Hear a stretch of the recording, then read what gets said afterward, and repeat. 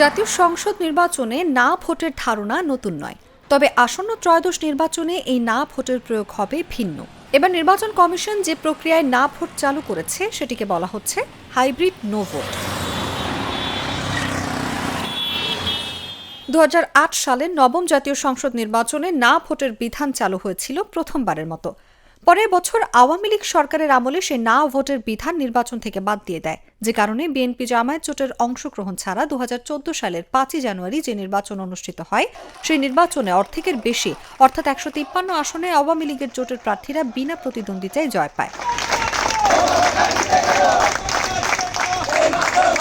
নির্বাচন বিশ্লেষকরা বলছেন, আওয়ামী লীগ সরকার ক্ষমতায় এসে 2009 সালে না ভোটের বিধান যদি বাতিল না করত, তাহলে 2014 সালের নির্বাচন বিনা প্রতিদ্বন্দ্বিতার ভোট হতো না। 2024 সালে গণ অভ্যুত্থানে আওয়ামী লীগ ক্ষমতাচ্যুত হওয়ার পর অন্তর্বর্তীকালীন সরকারের সংস্কার কমিশন না ভোট বিধান চালুর প্রস্তাব দেয় সরকারের কাছে।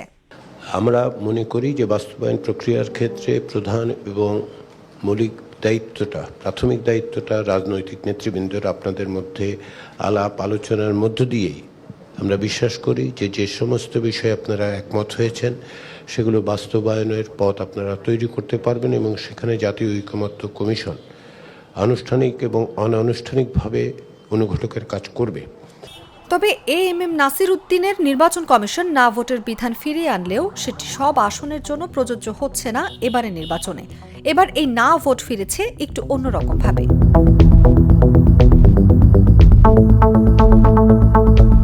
মূলত জাতীয় সংসদের 300 আসনের মধ্যে যেসব আসনে একজন মাত্র প্রার্থী থাকবেন, শুধু সেখানেই ব্যালট পেপারে না ভোট থাকবে।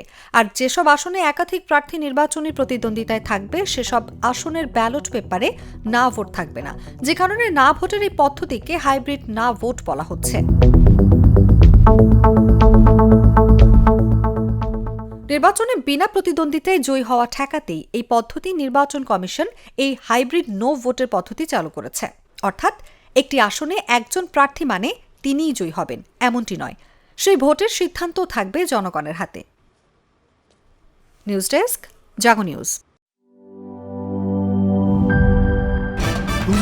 ভয় পাস না, এটা কসমিক ডোর। শব্দের আরেক নাম কসমিক ডোর। এর ওয়াল থিকনেস ও রিপ থিকনেস বেশি থাকায় এটাকে 50 বছরেরও বেশি। কসমিক ডোর, নিশ্চিন্তে 50 বছর।